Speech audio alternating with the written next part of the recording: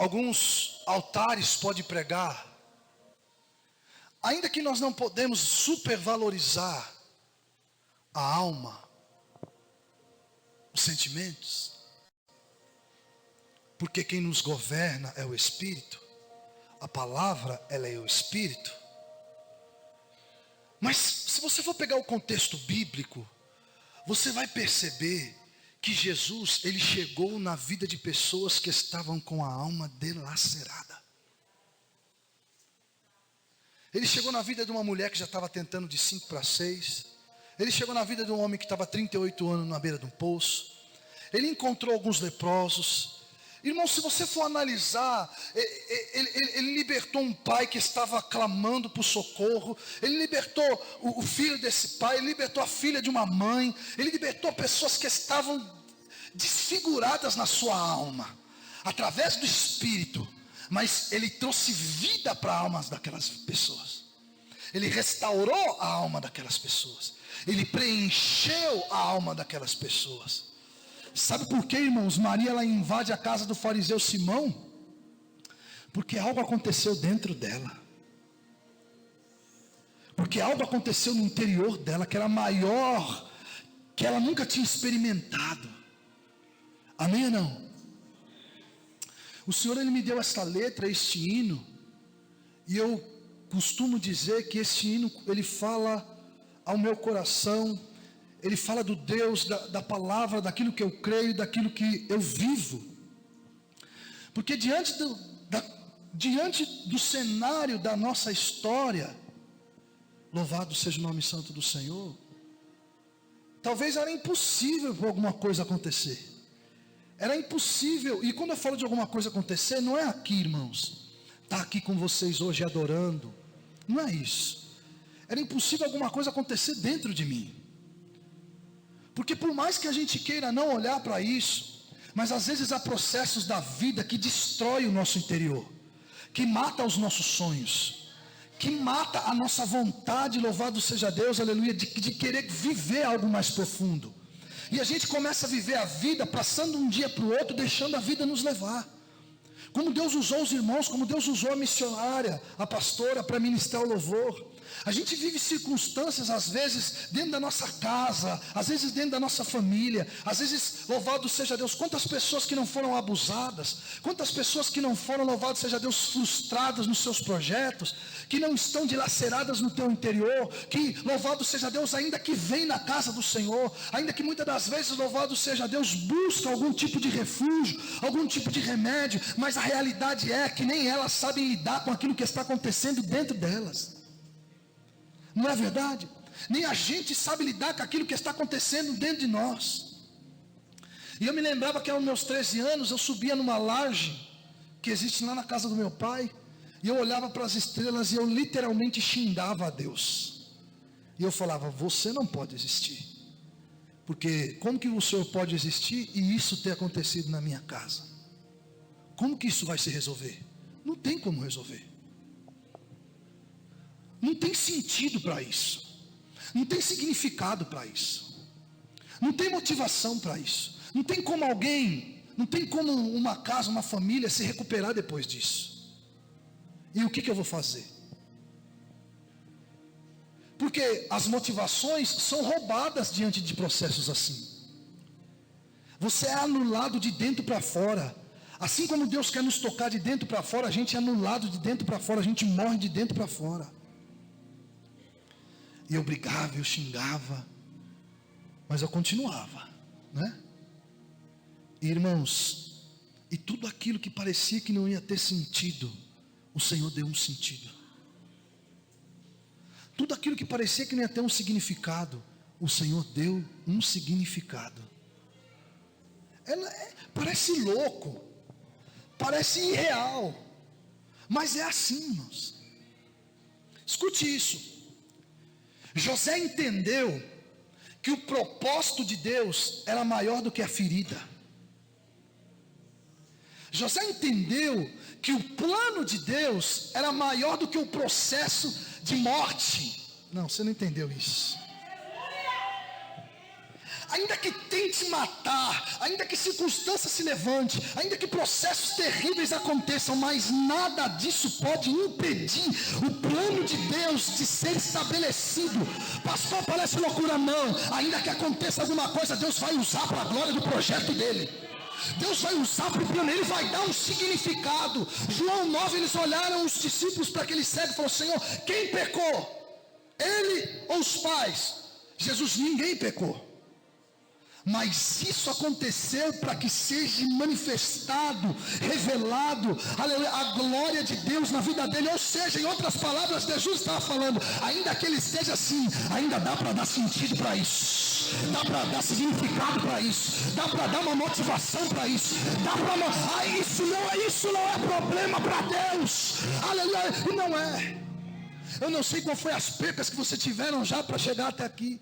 Eu não sei qual é o processo, louvado seja Deus, que tem tentado te anular. Mas há esperança. Há esperança. Louvado seja o nome do nosso Deus. Glória seja dada ao nome do nosso Deus. Amém, irmãos? Jefité, ele era um grande homem de Deus. Jefité, ele era alguém diferente. Mas só que Jefité, ele nasceu de uma prostituta. Ele nasceu de um relacionamento extraconjugal. E a Bíblia vai dizer que ele crescia como um homem valente, como um homem poderoso, pastor Tiago.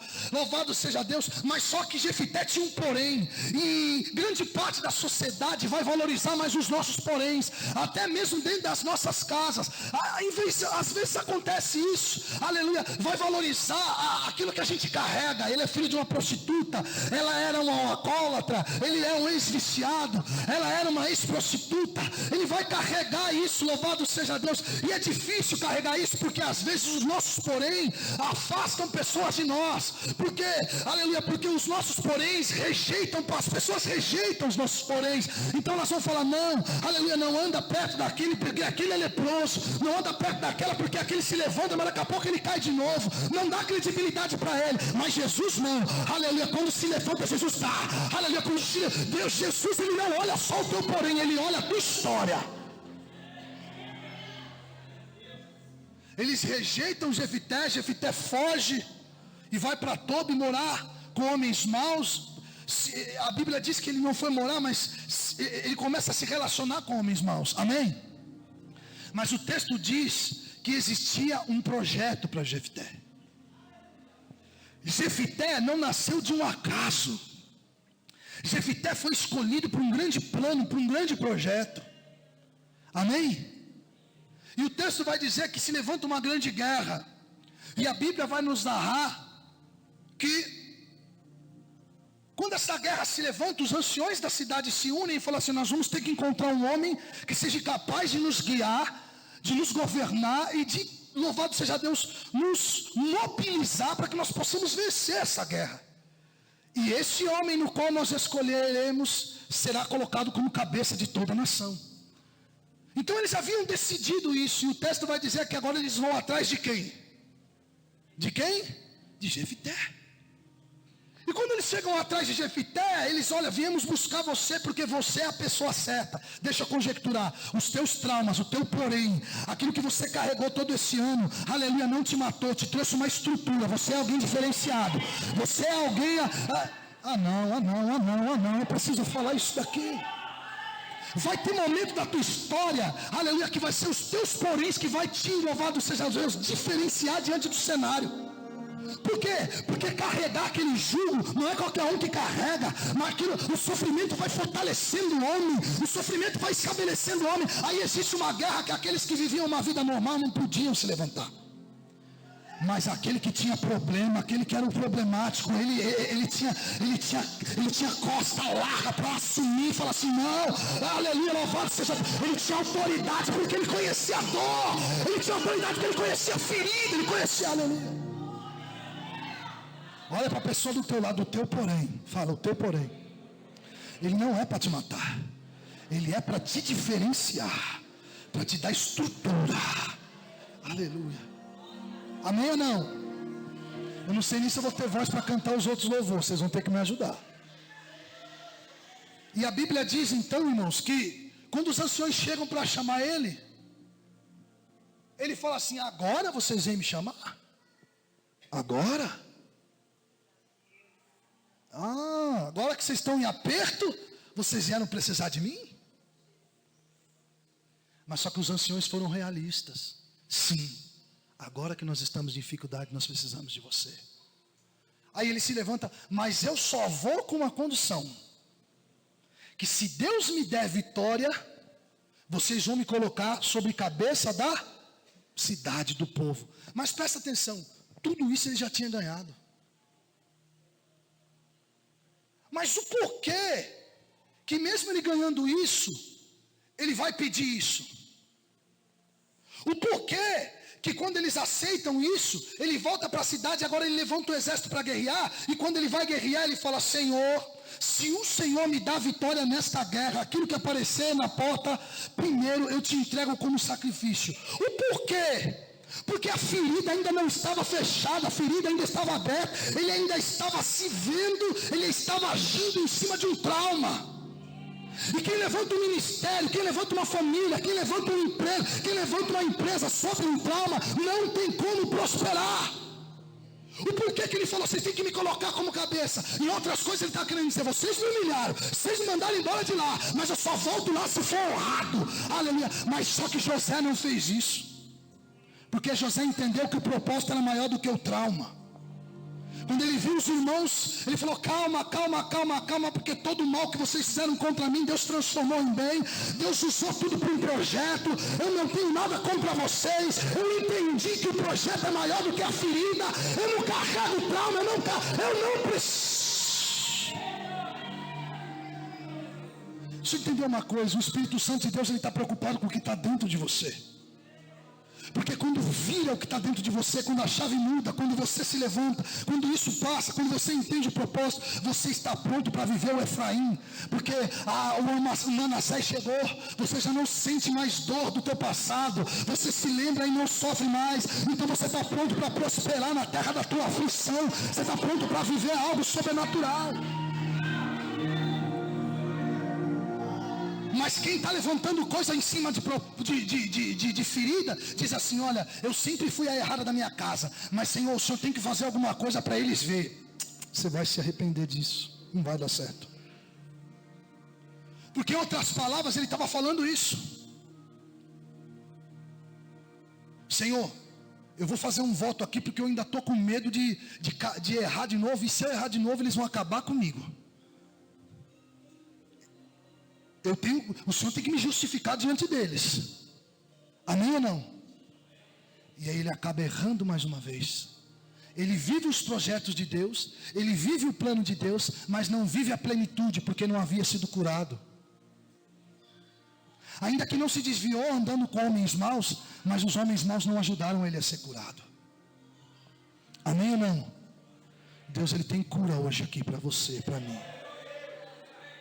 Deus, ele está chamando pessoas para viver algo novo, algo maior que você pode imaginar. Deus, ele tem um sentido para a tua história, e isso é real. Eu não estou falando isso daí, louvado seja Deus, para tocar a tua alma, não, isso é real, irmãos. Os irmãos que conhecem aqui, eu nunca imaginei, nem sonhei, nem pensei um dia ser pastor.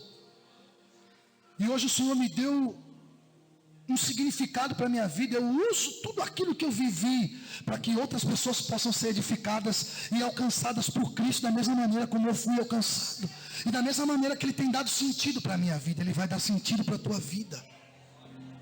Mas você precisa se levantar, como foi dito aqui. Aleluia. Olha para a pessoa do teu lado e fala: se levanta. Com esse porém, fala assim: você não precisa provar nada para ninguém, mostrar nada para ninguém. Perdoa, porque Deus vai te honrar. Existe um projeto para você. Alguém vai olhar para você e vai falar: eu não acredito que tudo aquilo virou isso daí. Aleluia, aleluia. Amém ou não? Você é a geração de José, a geração que Deus vai colocar em lugares altos. Para quê? Para honrar Ele, não, para guardar uma descendência.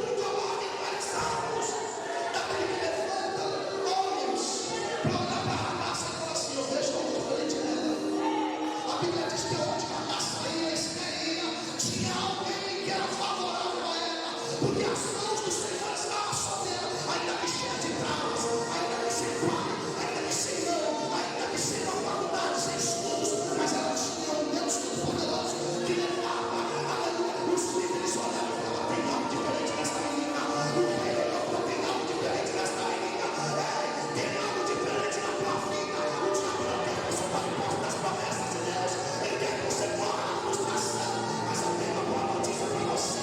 Existe um projeto, existe um plano oculto que está no teu coração.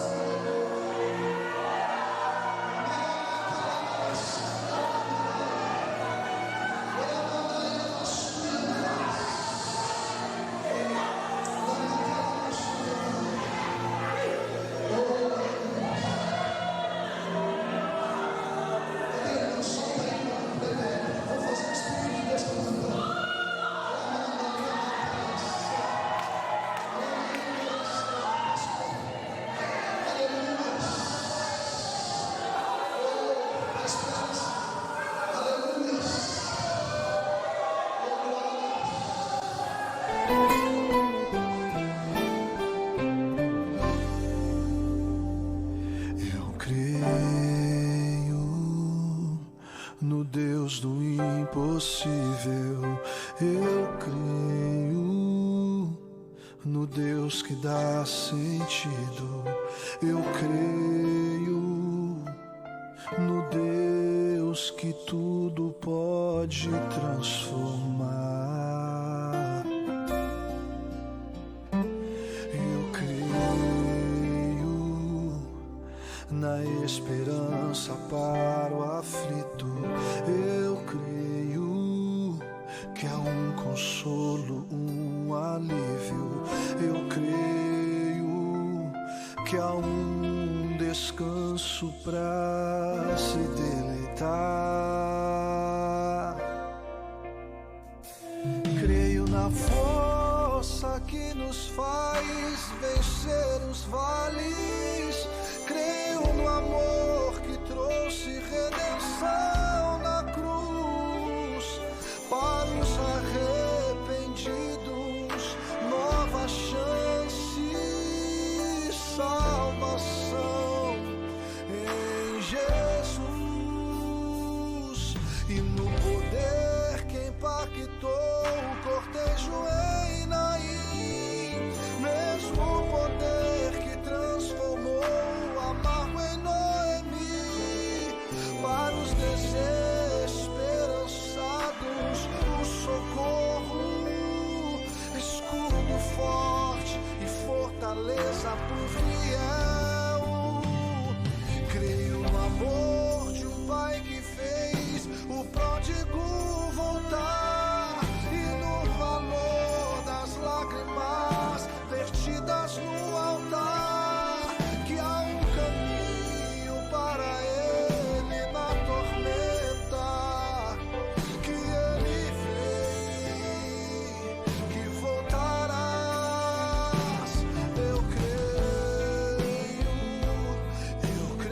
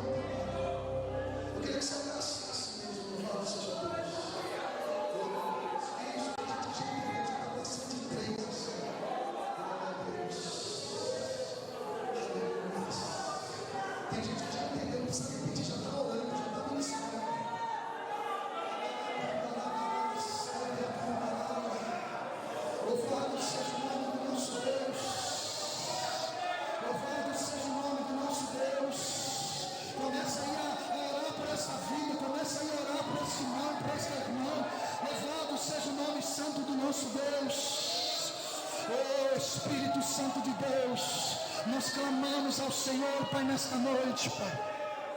Continua movendo nos nossos corações, tocando as vidas, Pai, estabelecendo o teu agir, o teu reino, o teu propósito, de uma forma sobrenatural. Aleluia.